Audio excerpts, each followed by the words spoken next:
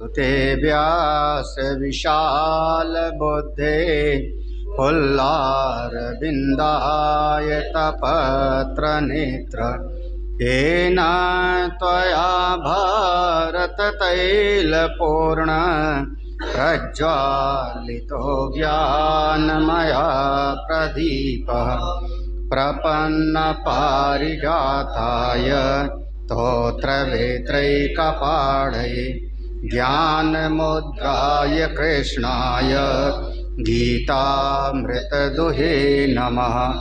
सर्वोपनिषदो गावो दोग्धा गोपालनन्दनः पार्थो वत्ससुधीर्भोक्ता दुग्धं गीतामृतं महत्। वसुदेवसुतं देवं कंसचाणूरमर्दनं देवकी परमानन्दं कृष्णं वन्दे जगद्गुरुं। भीष्मद्रोणतटा जयद्रथजला गान्धारनीलोत्पल शल्यग्राहवती कृपेण वहनी कर्णेन वेलाकुला अश्वत्थाम विकर्णघोरमकरा दुर्योधनावर्तिनी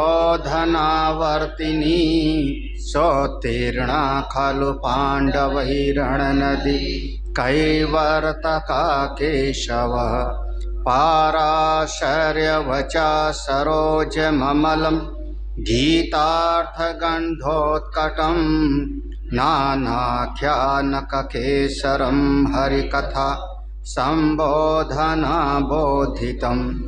लोके पेपीयमानं मुदा भूयाद् भारतपङ्कजं कलिमल प्रध्वंसिना श्रेयसे मूकं करोति वाचालं पंगुं लंघयते गिरिं यत्कृपातमहं वन्दे परमानन्दमाधवं।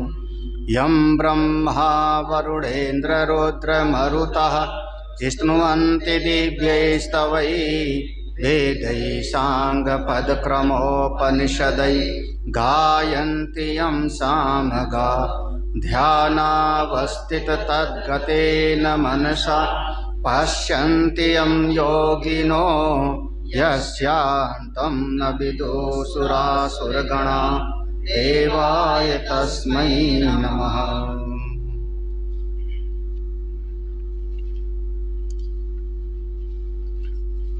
श्लोक नंबर एक बार पढ़ लेते हैं। श्री भगवानुवाच काम्यानां कर्मणां न्यासं सन्न्यासं कवयो विदुः सर्वकर्मफलत्यागं प्राहुस्त्यागं विचक्षणाः। त्याज्यं दोषवदित्येके कर्म प्राहुर्मनीषिणः यज्ञदानतपः कर्म न त्याज्यमिति चापरे।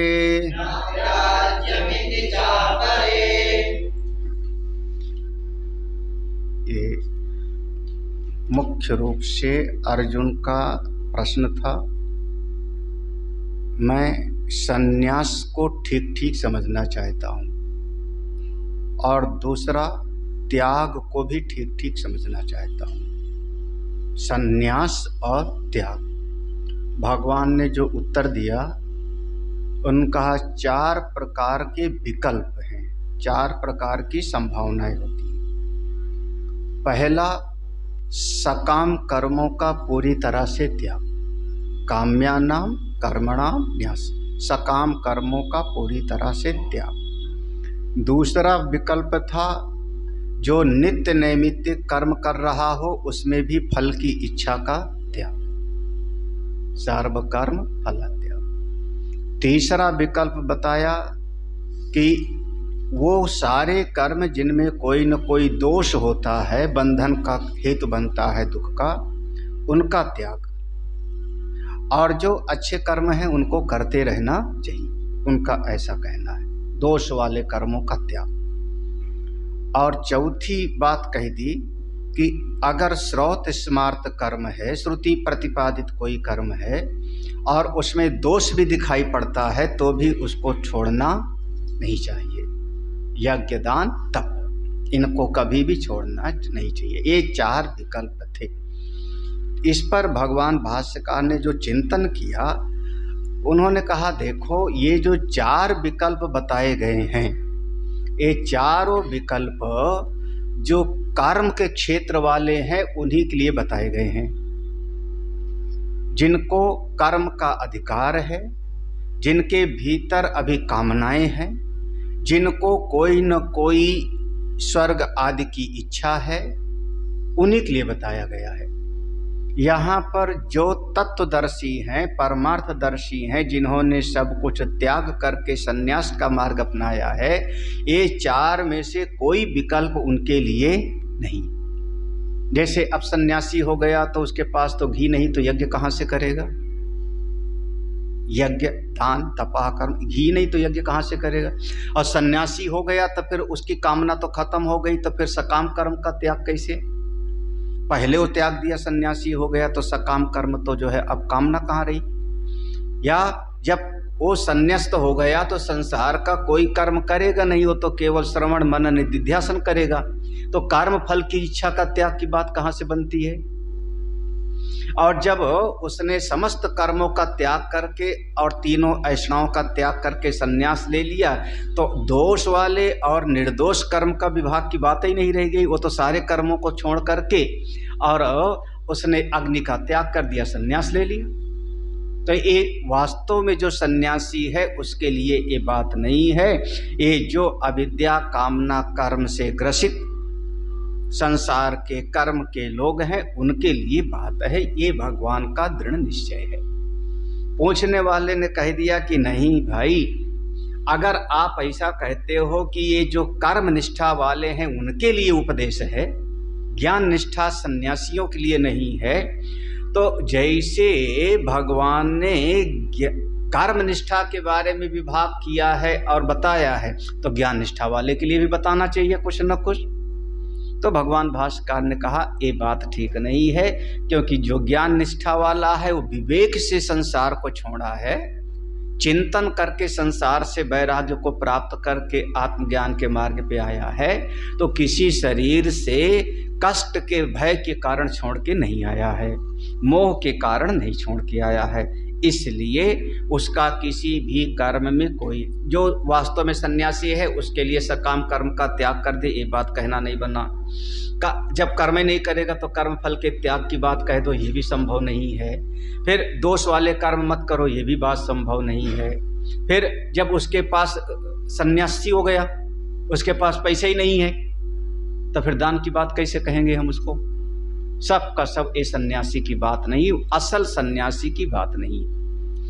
एक प्रश्न मन में और आया, उसका भगवान भाष्यकार ने लिया, लेकिन वहाँ श्लोक के शुरुआत में कहा है काम्यानाम कर्मणाम न्यासम सन्यासम कवयो, सकाम कर्मों के त्याग का नाम ही सन्यास है। ऐसे सन्यास शब्द भगवान ने प्रयोग किया वहाँ पे।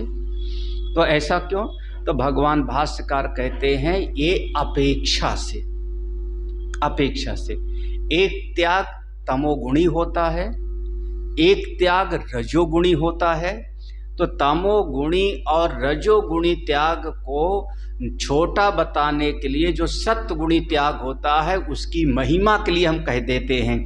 जैसे उसी तरीके से जैसे हमने किसी व्यक्ति को, भाई को कह दिया ये तो शेर के जैसे है, शेर नहीं है वो, क्या हो गया वहाँ गुणानुवाद था ना, याद है ना गुणानुवाद, ये शेर के जैसे है। अरे ये तो जो है राजा है, ये व्यक्ति राजा है। राजा कहाँ से हो गया? कौन से देश का राजा है? बोले वो देश का नहीं, लेकिन जैसे राजा का हृदय उदार होता है वैसे इसका हृदय उदार है, तो उसकी महिमा के लिए कह दिया गया है। वहाँ पर सन्यास माने असली सन्यास नहीं, वहाँ पर केवल वो सात्विक त्याग की महिमा का वर्णन है। यहाँ तक पढ़ चुके थे शायद। देखो यहाँ एक प्रश्न और है। सर्व कर्म संन्यास असंभवी च न ही देवृता इति हेतु वचनात् मुख्य एव इति चेत। सर्व कर्म संन्यास असंभवी, कोई भी व्यक्ति जब तक जिंदा है तब तक पूरी तरह से कर्मों को छोड़ ही नहीं सकता। देखो ये पूछने वाला पूछ रहा है कि जब तक, हाँ तीसरे अध्याय में है न ही कश्चित क्षणमपि जातु तिष्ठत अकर, और ये न ही देवभृता शक्यम, ये बात इसी अध्याय में आगे आवेगा, इसी अध्याय में आगे कि देहधारी आदमी पूरी तरह से कर्मों का त्याग कर ही नहीं सकता।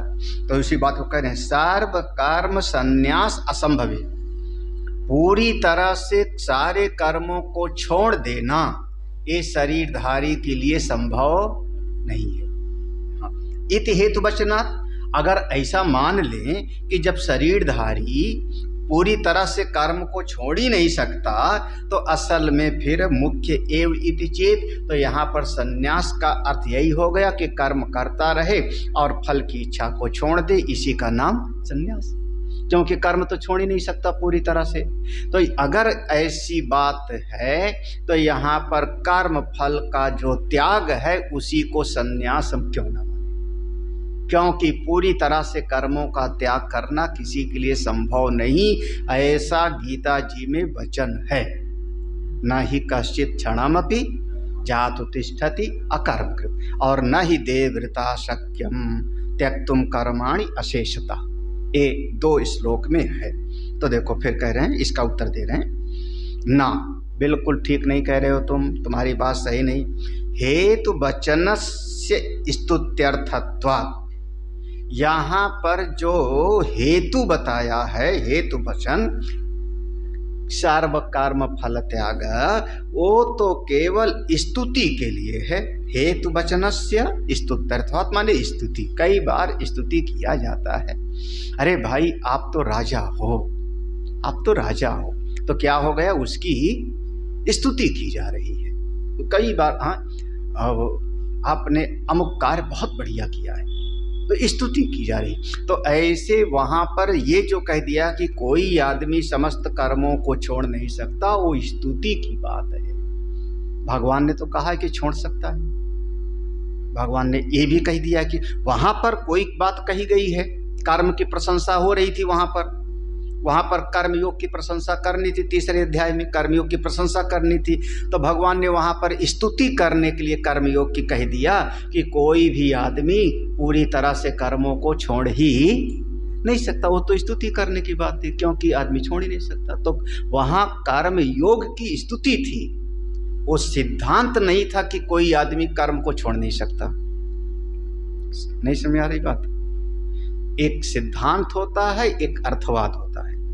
सिद्धांत नहीं था वहां पर वो सिद्धांत नहीं था, वहां तो कर्म योग की स्तुति के लिए वो बात कह दिया था भगवान ने कि कोई शरीर धारण वाला आदमी कर्म को पूरी तरह छोड़ नहीं सकता, ये कहने का भाव है। क्योंकि भगवान कहते कर्मों का त्याग संभव होता है। कैसे? देखो अगली देखो, यथा देखो त्यागात शांति अनंतरम इति कर्म फल त्याग स्तुति एव यथोक्त अनेक पक्ष अनुष्ठान अशक्तिमंतम अर्जुनम अज्ञम प्रतिविधानात् तथा इदमपि न ही देवव्रता शक्यम इति कर्म फल त्याग स्तुत्यर्थम वचनम। देखो यथा, जैसे गीता जी के 12वें अध्याय में 4 प्रकार की बात कही है ना, याद है? वहां पे 4 प्रकार की। सबसे बढ़िया है कि मई एव मन आधस्व मई बुद्धिम निवेश है। हाँ, ये सबसे बढ़िया बात है और अगर इसको ना कर सके तो वहां भगवान ने साफ कहा कि अथ चित्तम समाधातुम न शक्नोषि मयि। अगर चित्त को मुझ में समाधान नहीं कर सकते हो, ये वाली बात नहीं कर सकते हो, तो दूसरी वाली बात है। ऐसा कहा था ना वहां पर, क्या कहा था? अथ चित्तम समाधातुम न शक्नोषि मयि स्थिरम अभ्यास योगेन ततो माम इच्छाप्तुम धनंजय, ये बात कही थी। उसके बाद फिर भगवान ने कहा अभ्यासे अपि असमर्थोसि, ये वाला भी नहीं कर सकते हो तो अभ्यासे अपि असमर्थोसि, अगर अभ्यास भी नहीं कर सकते हो तो मत कर्म परमो भव मदर्थम अपि कर्माणि कुर्वन् सिद्धिम। आपसे देखो, ये वाला नहीं कर सकते हो तो ये करो, ये वाला नहीं कर सकते हो तो तीसरा वाला करो, और उसको भी नहीं कर सकते हो तो भगवान ने कहा अथ एतद अपि अशक्तो असि कर्तुम मद योग महाश्री सर्व कर्म फला, याद है ना वहां पर, सर्व कर्म फला त्यागा त्यागात शांति, यही है ना श्लोक में। तो वहां पर ये कह दिया कि वो पहले वाला अच्छा तो था, लेकिन नहीं कर सकते हो तो दूसरा वाला करो, वो नहीं कर सकते हो तो तीसरा वाला करो, तीसरा वाला भी नहीं कर सकते हो तो चौथा वाला भी करो।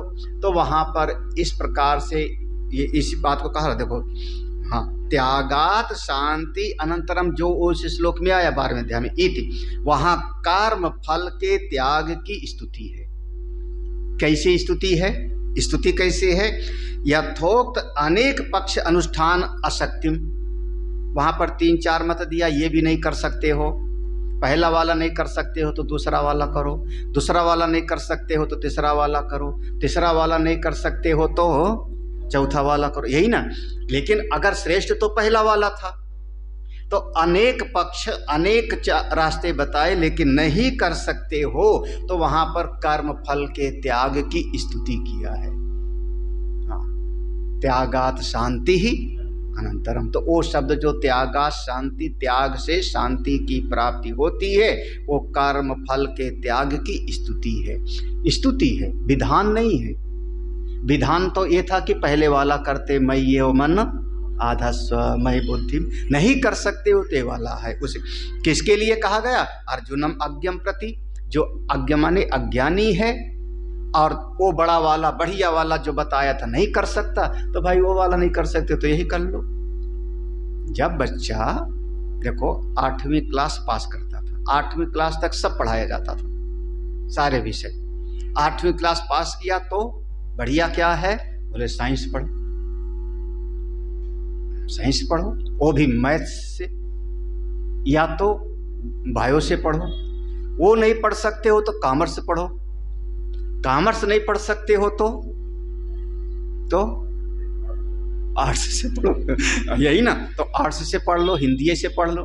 हाँ, अगर स्कूल में रेगुलर नहीं पढ़ सकते हो तो प्राइवेट फार्म भर करके, अरे प्राइवेट फार्म भर के भी जो पास कर लेता है ना, उसकी भी बड़ी बात है। ऐसे हमने कहा ना, तब लेकिन बढ़िया तो वही वाला था, नहीं कर सकता तो ये नहीं कर सकता तो ये।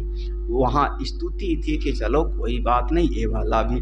वैसे देखो, तथा इदम अपि, यहाँ पर भी ना ही देवृता शक्यम, जो आगे श्लोक में आएगा कि शरीरधारी कोई कभी भी कर्म को छोड़ नहीं सकता, ये कर्म फल के त्याग की स्तुति है।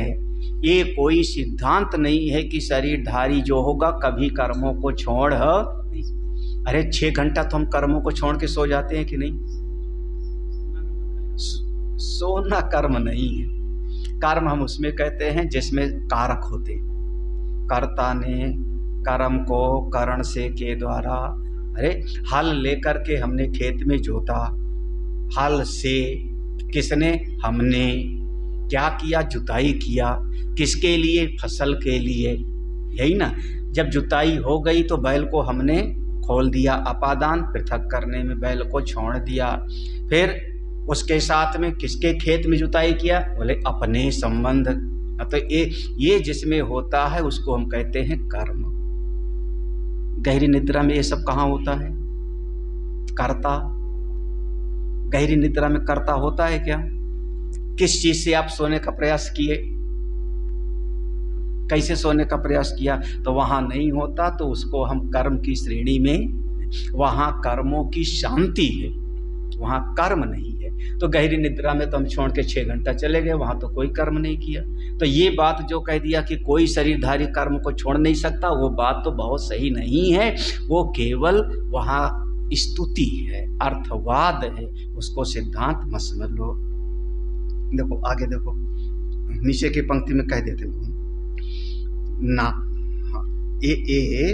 देखो सर्व कर्माणि मनसा सन्न्यस्य नाएव कुर्वन् न कारयन् आस्ते इति यस्य पक्षस्य अपवादः केनचित् दर्शयितुं न शक्यः। ऊपर वाला ना यहाँ लाके पढ़ लोगे तो अर्थ आ जाएगा।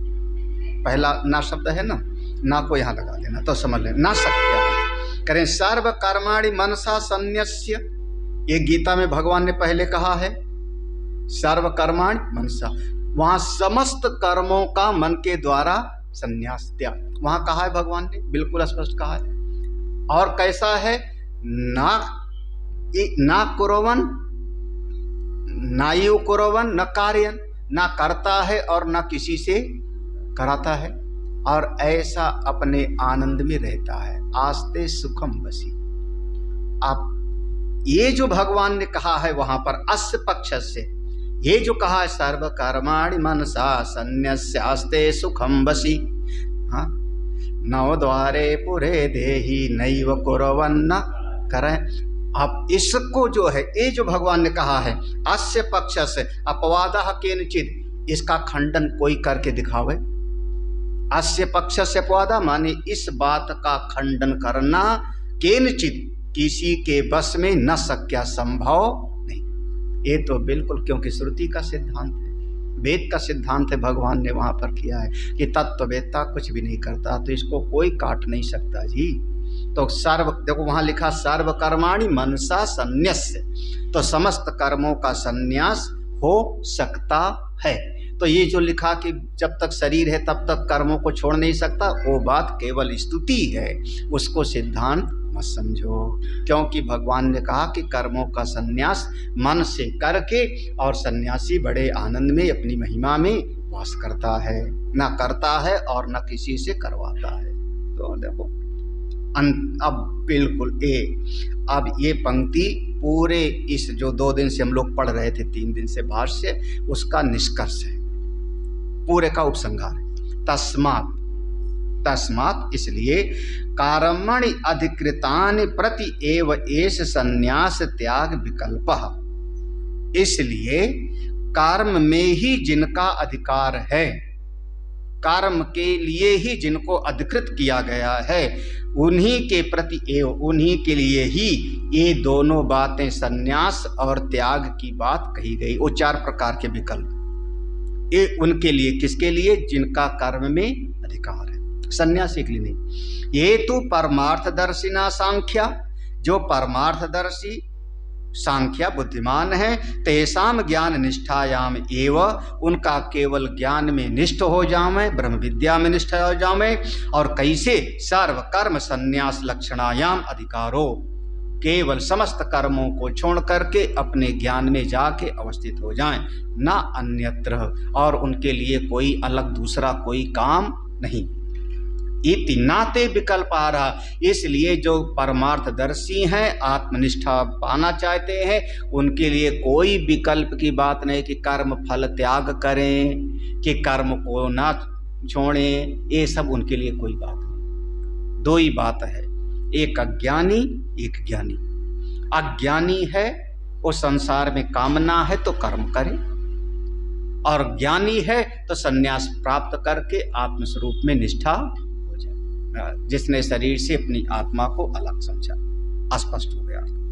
तथा उपपादितम अस्माभि वेदा विनाशिनम इति अस्मिन् प्रदेशे तृतीय आदौ च, तथा इसी बात को, इसी सिद्धांत को उपपादितम बताया हुआ है, अस्माभि हमारे द्वारा, इसी बात को मेरे द्वारा पहले भी समझाया है, कई बार समझाया है। आप भूल जाते हो, भगवान भाष्यकार नहीं भूलते, उनको सब याद है। कहाँ बताया था, कहाँ बताया था, दूसरे अध्याय में श्लोक है वेदा विनाशिनम नित्यम येनम अजम अव्ययम, उसके भाष्य में हमने समझाया था। और तीसरे अध्याय के प्रारंभ में अस्मिन् प्रदेशे तृतीय आदौ, तृतीय माने तीसरे अध्याय के प्रारंभ में हमने समझाया था, उसकी संगति में हमने समझाया था। तो इसी गीता जी में 2 बार हम पहले बहुत विस्तार में समझा चुके हैं, लेकिन हे सुनने वाले तुम लोगों को ध्यान ही नहीं रहता। बताओ, भूल जाते हो, क्या करें महात्मा लोग। 4 बार समझाते हैं फिर भी याद नहीं रहता। तो पहले भी समझाए हैं कि कर्म का क्षेत्र इधर का है, ज्ञान का क्षेत्र इधर का है। संन्यस्त होने वाला ज्ञान का अधिकारी है, और जिसके मन में कामना इत्यादि हैं वो कर्म का अधिकारी है। इसलिए वो कर्म में ही 3-4 विकल्प हो सकते हैं।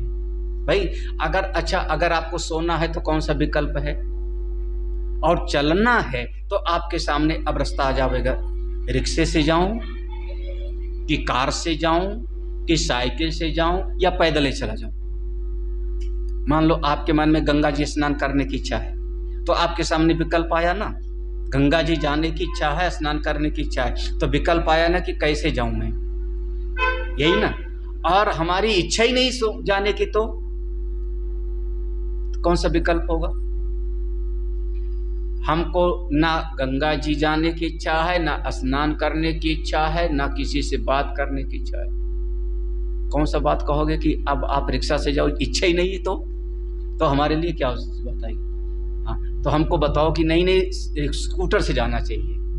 नहीं स्वामी जी अपनी गाड़ी, इच्छा ही नहीं गंगा जी स्नान करने की, जाने की इच्छा नहीं कहीं पर, तो विकल्प ये जो पहले बताया था 4 प्रकार का, उसी के लिए है जिसके मन में कोई कामना है, ठीक है ना। और कामना है तो माने अज्ञान है, अविद्या है, और अविद्या है तो कामना है, तो कामना है तो कर्म करेगा। तो उसी के लिए वो 4 बातें बताई। कितनी आसान सी बात है, इतनी सरल सी बात, मोटी मोटी बात। हाँ, अब श्लोक पढ़ते। तत्र एतेषु विकल्प भेदेषु, इन सारे 4 विकल्प में मैं बताता हूं अब अपनी बात। अच्छा, 3 दिन से हम लोग भाष्य पढ़ रहे थे ना, अब आ जाओ। निश्चयं शृणु मे तत्र, निश्चयं शृणु मे तत्र, त्यागे भरत सत्तम, त्यागे भरत सत्तम, त्यागो हि पुरुष व्याघ्र, त्यागो हि पुरुष व्याघ्र, त्रिविधा संप्रकीर्तितः, त्रिविधा संप्रकीर्तितः, निश्चयं शृणु मे तत्र, निश्चयं शृणु मे तत्र, त्यागे भरत सत्तम, त्यागे भरत सत्तम, त्यागो हि पुरुष व्याघ्र, त्यागो हि पुरुष व्याघ्र, त्रिविधा संप्रकीर्तितः, त्रिविधा संप्रकीर्तितः। भरत सत्तम ये संबोधन है। हे भरत वंशियों में श्रेष्ठ अर्जुन, ये संबोधन है। जैसे कहते ना हे सुनो, तो हे भरत वंशियों में श्रेष्ठ अर्जुन सुनो। क्या सुनो? मैं निश्चयम सुनो। हाँ, मेरे इस विषय में जो ये प्रसंग है अभी तक बताया, इसमें मेरा निश्चय किया हुआ मत सुनो, मेरा निश्चय किया हुआ मत सुनो। तत्र किस विषय में? तत्र त्यागे, वो त्याग और संन्यास के विषय में मेरा निश्चय, मेरी बात सुनो। क्या सुनो? फिर से संबोधन दिया, पुरुष व्याघ्र, हे पुरुष व्याघ्र। पुरुष व्याघ्र माने, व्याघ्र माने बाघ, व्याघ्र विधन आग्रह, जिसकी सूंघने की शक्ति विशेष तौर से हो, जो बहुत सूंघने की शक्ति विशेष तौर पर जिसकी है, उसको हम कहते थे व्याघ्र। बाघ हम लोग सरल भाषा में, हमारी सदुक्कड़ी भाषा में हमने बाघ कह दिया, उसको व्याघ्र कहते हैं। तो जैसे पुरुषों, जैसे व्याघ्र अनेक अनेक पशुओं में, अनेक अनेक जंगली जानवरों में बाघ की एक विशेषता होती है, ऐसे ही ज़्यादातर जो है महात्मा लोग जो आसन पर बैठा करते थे ध्यान वगैरह के लिए, हाँ, या तो मृग चर्म और या तो व्याघ्र चर्म। ये दो ही प्रकार का चर्म उपयोग में होता था, मृग चर्म और व्याघ्र चर्म। और शेर का जो होता था वो तो बिरला किसी को मिलता था, शेर का जल्दी मिलता नहीं था, ऐसा मुश्किल होता था। वहाँ बाघ का ही जो है ज़्यादातर असर होता था उस पर। तो पुरुष व्याघ्र माने पुरुषों में जो आप श्रेष्ठ हो, पुरुषों में आप श्रेष्ठ हो। आप सुनो, त्यागो ही त्रिविधा, त्याग भी 3 प्रकार का होता है। संप्रकृतिता माने बताया गया है, 3 प्रकार का त्याग बताया गया है, हम तुमको ही बता दे रहे हैं। जो मेरा निश्चय है ना वो मैं तुमको बताता हूँ, 3 प्रकार का त्याग होता है। अब यहाँ त्याग और संन्यास दोनों को एक ही अर्थ में करके समझना। तमोगुणी त्याग, याद है ना, तमोगुणी त्याग, रजोगुणी त्याग और सत्वगुणी त्याग। तो तमोगुणी त्याग की कमी बताने के लिए, सत्वगुण रजोगुणी त्याग की कमी को बताने के लिए हम सत्वगुणी त्याग को ही संन्यास कह देते हैं। समझना यहाँ पर कि जो सत्वगुणी त्याग है, समझ लो कि वही सबसे बड़ा संन्यास है। तो यहाँ त्याग और संन्यास को एक करके अब देखना, सत्वगुणी त्याग को ही संन्यास के भाव में कहेंगे। जो असली वाला संन्यास है, ज्ञान वाला, उसका विभाग बिल्कुल अलग कर दिया है ना। तो यहाँ पर त्याग और संन्यास माने तमोगुणी भी त्याग हो सकता है, रजोगुणी भी त्याग हो सकता है। जो श्रेष्ठ वाला त्याग है, जो हमको आगे ले जाता है, वही समझ लो कि जो है वही सन्यासी वाला है, वो सन्यास के दरवाजे तक ले जाता है। या ऐसा कह लो कि कभी कभी साधन को भी हम साध्य के नाम से पुकार देते, साधन को साध्य के नाम से।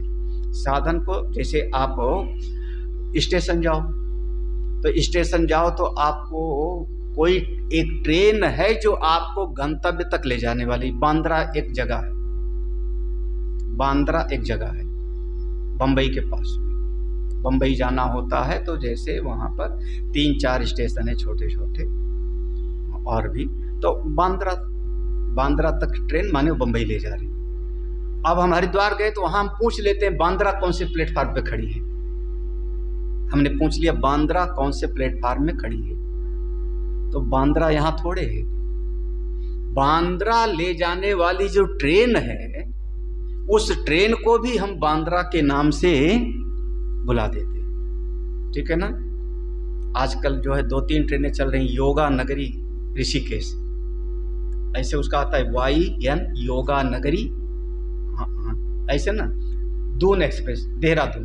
देखो, तो हम साधन को भी साध्य के नाम से बुला देते हैं। तो सत्वगुणी त्याग अगर कोई आज करेगा तो ये आज नहीं तो कल हमको असली वाले सन्यास तक ले जाएगा। इसलिए सत्वगुणी त्याग को भी हम सन्यास के नाम से बुला। तो तमोगुणी त्याग, रजोगुणी त्याग को हम त्याग कहेंगे, और सत्वगुणी वाला जो त्याग है, चूंकि वो आज नहीं तो कल, कल नहीं तो परसों हमको असली वाले सन्यास तक पहुंचा देगा, इसलिए उसको भी हम सन्यास कह देते हैं। सत्वगुणी त्याग का नाम ही सन्यास है, ठीक है। तो यहाँ त्याग और सन्यास दोनों को एक करके बात कहा। आगे भाष्य देख लेते हैं। निश्चयं शृणु अवधारय मे मम वचनात् तत्र त्यागे त्याग संन्यास विकल्पे यथा दर्शिते भरत सत्तम भरता नाम साधुतम। निश्चयं शृणु, निश्चय पूर्वक सुनो, अवधारय पक्का कर लो। अवधारय माने अपने भीतर पक्का कर लो। मैं मम वचनात्, मेरा वचन सुन करके भीतर तय कर लो। किस विषय में? त्याग के विषय में। और त्याग माने त्याग संन्यास विकल्पे। ये जो त्याग और संन्यास का 2 विभाग करके तुमने पूछा था कि त्याग को जानना चाहता हूं और संन्यास को जानना चाहता हूं, हमने उसमें बता दिया कि 4 प्रकार के मत हैं। तो त्याग और संन्यास का जो विकल्प है, जैसा भी बताया गया यथा दर्शिते, उसके विषय में मेरा मत सुन लो, मेरा मत सुनो, मैं बताता हूं। भरता नाम भरतवंशी साधुतम, श्रेष्ठ हो तुम, समझ सकते हो। नीचे की पंक्ति, त्यागो ही, त्याग संन्यास शब्द वाच्यो ही यह अर्था स एक एव इति अभिप्रेत आह त्यागो ही। देखो स्पष्ट कर दिया भगवान भास्कर। जो नीचे की श्लोक में नीचे की पंक्ति में त्याग शब्द है ना, तो त्याग शब्द है तो वहां पर त्याग और संन्यास दोनों शब्द को जोड़ के समझ लो। त्याग संन्यास शब्द वाच्यो ही यह अर्था सा एक एव। त्याग संन्यास का जो एक ही अर्थ है उसी को यहाँ पर त्याग शब्द से कहा गया है। मतलब अब संन्यास को अलग करके नहीं, हमने भेद करके समझाया। तमोगुणी त्याग को त्याग कहूंगा, रजोगुणी त्याग को त्याग कहूंगा, सत्वगुणी जो त्याग होगा उसको हम, चूंकि सत्वगुणी त्याग हमको आगे संन्यास तक ले जाता है तो उसको भी हम संन्यास कह देते हैं। अभी मैंने स्पष्ट करके समझाया, साधन को भी हम साध के नाम से बुलाते। तो यही कह रहे हैं, त्याग संन्यास शब्द वाच्यो ही यह अर्था सा एक ही हो। त्याग और संन्यास, अरे आप जब आप भिंडी काट रहे हो, हमने पूछा क्या कर रहे हो तो आपने कहा भोजन बना रहे, यही कह रहे हो ना, भोजन बना रहे। जब आपने गैस जलाया और उस पर दाल पक गई, चावल रख दिया, तब हमने पूछा क्या कर रहे हो, भोजन बना रहे। जब 4 प्रकार की रोटी बना दिया, सब तय हो गया, हमने पूछा क्या कर रहे हो, आप क्या कर रहे हो, भोजन बना रहे। गैस आपने बंद कर दिया, अब कुकर को अभी थोड़ी देर ठंडा होना है खोलने के लिए, क्योंकि कुकर तुरंत नहीं खोल दोगे। अगर खोल दोगे तो हमारा एक बच्चे खोल दिया था महोली में, आलोक, लखनऊ में जो आलोक है, छोटा सा था, ये बहुत छोटा सा था, तब से है हमारे पास, रहा होगा 10 साल का रहा होगा। उसने जो है ऐसे खोल दिया और पूरा भड़ाक से उसका चेहरा जल गया था। वो तो बहुत ठीक हो गया, नहीं बहुत जला हुआ, बहुत जला हुआ था। तो अब आप इंतजार कर रहे हो, भोजन बन गया है कि नहीं, मतलब गैस बंद कर दिया हो, भोजन बन गया है ना। लेकिन हमने पूछा क्या कर रहे हो रसोई में, तो आपने क्या कहा, भोजन बना रहा हूं। देखो, आप भिंडी काट रहे थे तब भी कहा भोजन बना रहे हैं, है ना। दाल पक रही थी तब भी कहा भोजन बना रहे हैं, रोटी बना रहे थे तब भी कहा भोजन बना रहे हैं। गैस बंद कर दिया, सब तैयार रखा हुआ है भगोने में, तब हमने पूछा क्या कर रहे हो, तब भी आपने कहा भोजन तो बन गया है। तो कई बार साधन को भी साध्य के नाम से बुला देते हैं। भोजन वो है, हम उसको भोजन कहते हैं जो थाली में बन करके मेरे सामने आ, उसको आप कहते हो भोजन करो, ये भोजन है। लेकिन जब भिंडी काट रहे थे तो उसको भी कह रहे थे कि भोजन बना रहा हूं। उसी प्रकार से इस प्रसंग में समझना कि सत्वगुणी त्याग को भी मैं संन्यास कहता हूं। क्यों? क्योंकि सत्वगुणी त्याग कभी न कभी हमको वास्तविक त्याग तक ले जाए।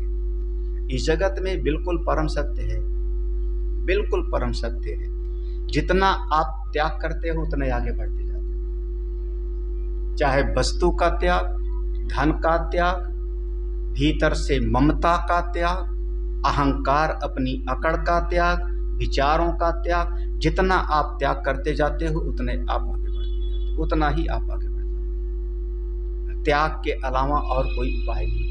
रोज पढ़ते हो ना, ना कर्मणा ना प्रजया ना धनेन त्यागे नैके त्यागेन एकेन, एकमात्र त्याग का ही रास्ता है और कोई रास्ता नहीं। चलो अगला देखो, अगली पंक्ति, ये पंक्ति स्पष्ट हो जानी चाहिए।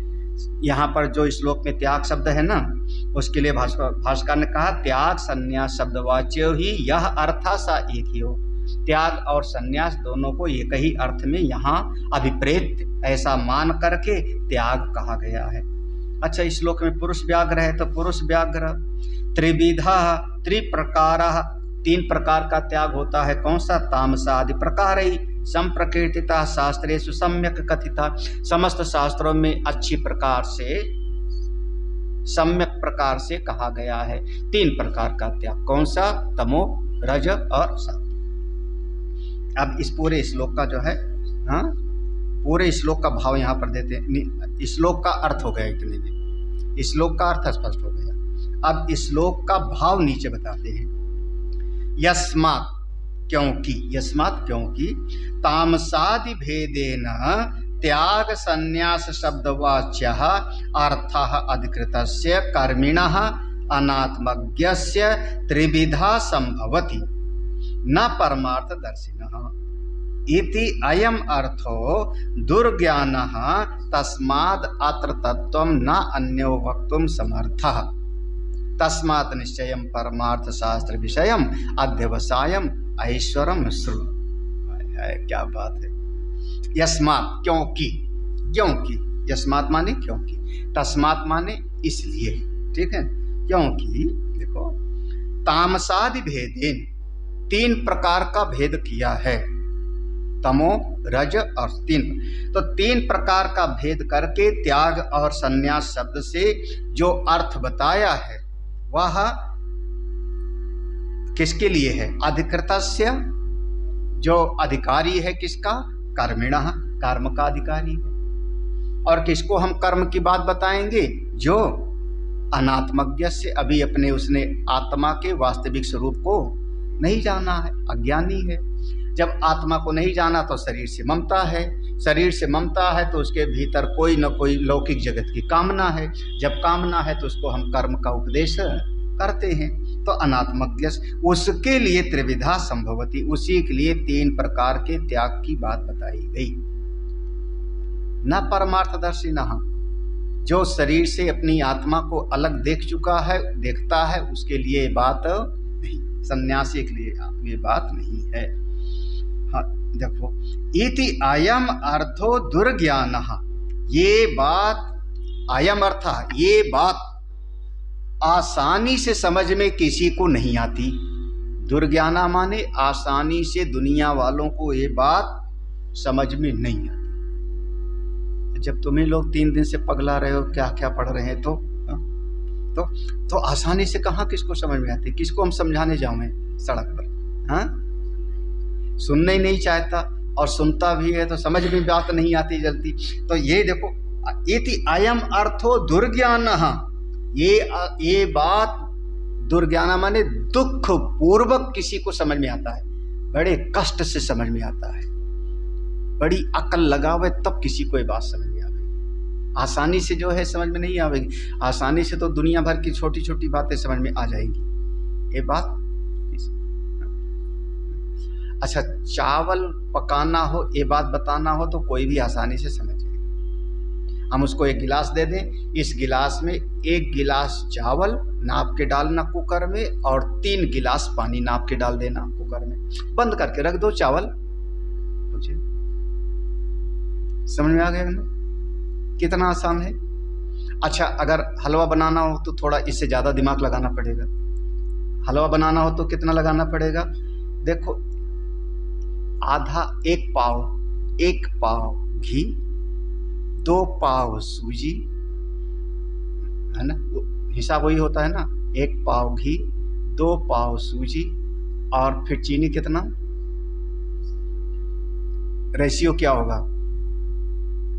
देखो, ये अनुपात लगाया जाता है जैसे सरिया सीमेंट का लगाया जाता है।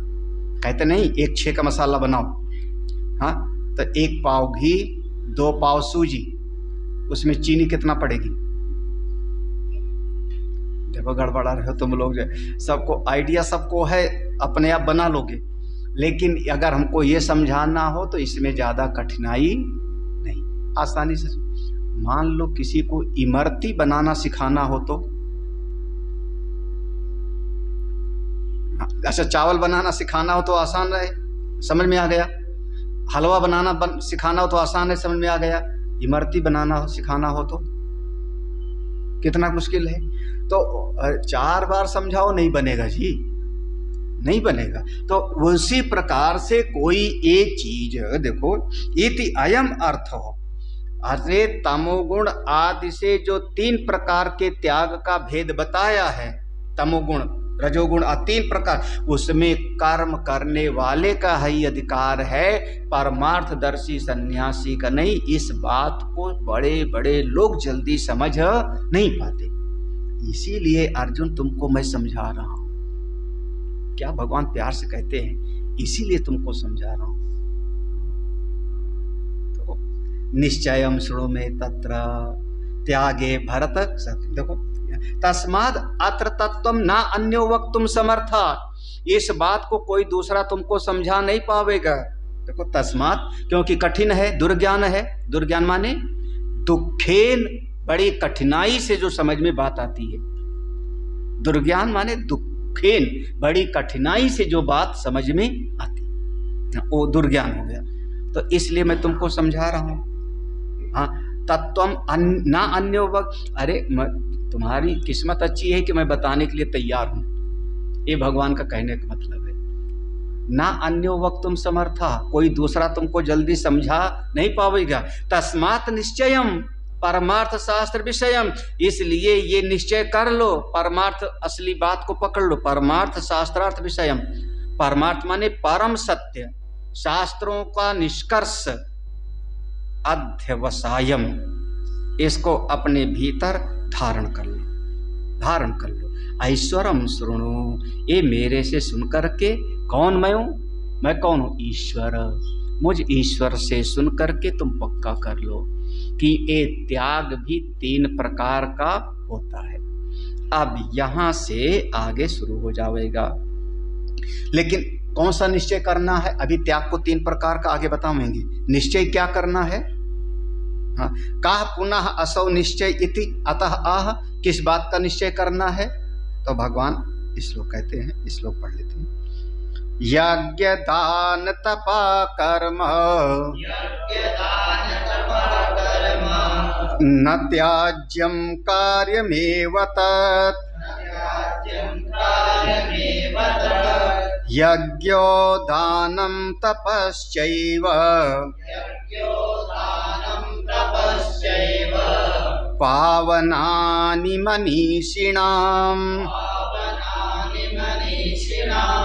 यज्ञ दान तप कर्म न त्याज्यं कार्यमेव तत्, यज्ञो दानं तपश्चैव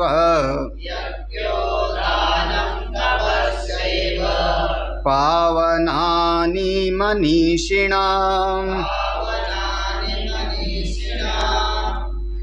तो देखो 3 चीज को कहा, यज्ञ दान तप, ये 3 कर्म को न त्याज्यम, कभी त्यागना नहीं, कार्यम एव, इसको करते रहना है। क्यों? क्यों कर?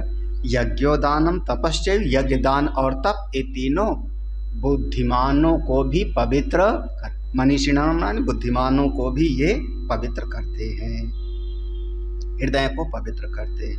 सरल सा भाष्य है, इसका भी विस्तार आगे भी है, यहाँ पर इतना। यज्ञो दानम तप इति एतत् त्रिविधम कर्म न त्याज्यम न त्यक्तव्यम कार्यम करणीयम एव तत्। यज्ञ दान और तप, ये 3 प्रकार के कर्म, ये कभी न त्यक्तव्यम, कभी छोड़ना ठीक नहीं। जितना संभव, ये किसके लिए? कर्म करने वाले के लिए, परमार्थदर्शी के लिए नहीं है, ये तत्व ज्ञानी के लिए नहीं है। हाँ, तत्व ज्ञानी वाला बात नहीं है, वो जो उत्तर मीमांसा वाला है उसके लिए नहीं है। ये किसके लिए है? जो कर्म कर, जिसका अंतःकरण अभी शुद्ध नहीं, वही तो मन को पवित्र करने के लिए इच्छा करेगा, अंतःकरण की शुद्धि के लिए, तो उसी के लिए है। कस्मात, क्यों करें हम इसको? यज्ञो दानम तपः च ये पावनानि विशुद्धिकरणानि, क्योंकि यज्ञ दान और तप ये तीनों विशुद्ध करते, अंतःकरण को निर्मल करते हैं, पवित्र करते हैं। किसको? मनीषी नाम, जो इस श्लोक में मनीषी नाम है उसका अर्थ करते। मनीषी माने कौन है? मनीषी किसको हम कह रहे हैं? वैसे उसमें आया था ना कबीर मनीषी, उसमें आया। यहाँ मनीषी का अर्थ क्या? वो फल अनभिसंधीनाम इति एतत्, जो फल के बारे में बिना कुछ सोचे, फल की इच्छा से रहित, केवल शास्त्र की आज्ञा मान करके कोर करता है, उसी को यहाँ पर कहा गया मनीषी। श्रुति ने कहा है कि यज्ञ करो, अग्निहोत्र करो, तो यज्ञ करता है। पंडित जी ने पूछा क्या चाहिए? नहीं, ये चाहिए वाली बात नहीं, वेद ने कहा है ना कि यावत जीवे तावत जुहोत, जब तक जिए तब तक अग्निहोत्र करे, तो मैं करता हूँ। वेद भगवान ने कहा है ना, बस हम करते, हमको कोई फल चाहिए। उसको कहा गया जिसके भीतर फल की चिंता नहीं। अब ये 3 चीज को नहीं छोड़ना है, यज्ञ, दान और अब 3 प्रकार का यज्ञ होता है, 3 प्रकार का दान भी होता है, तप भी 3 प्रकार का होगा, क्योंकि त्याग ही 3 प्रकार का है तो सब 3 प्रकार का हो जाएगा। तो ये पूरा का पूरा भगवान इसका विस्तार में समझाएंगे। यहाँ पर इतना समझ लो कि 3 चीज जितना हो सके, यज्ञ, दान और तप, ये तीनों करते रहना चाहिए, तीनों करते रहना चाहिए। हाँ, ज्ञान यज्ञ, हाँ वो भी है, वो भी है। स्वाध्याय ज्ञान यज्ञ, वो भी कई प्रकार का यज्ञ बताया। द्रव्य यज्ञ, तपो यज्ञ, द्रव्य यज्ञास्तपो यज्ञाः, योग यज्ञास्तथा परे, स्वाध्याय ज्ञान यज्ञाश्च यतयः संसित व्रता। ऐसे आया ना, वहाँ पर ये सब बताया गया है। द्रव्य यज्ञ, तपो यज्ञ, योग यज्ञ, स्वाध्याय यज्ञ, ज्ञान यज्ञ, ये हमको छोड़ना नहीं। दान भी नहीं छोड़ना।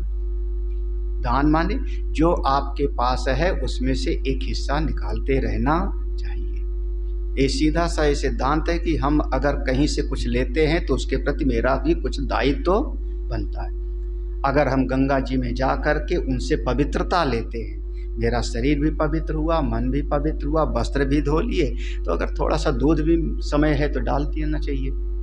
इसको कहते हैं अपने जीवन में अगर हम कहीं से भी कुछ लेते हैं और बिना कुछ दिए अगर हम कुछ ले लेते हैं तो उसको गीता जी में कहा वो चोर है।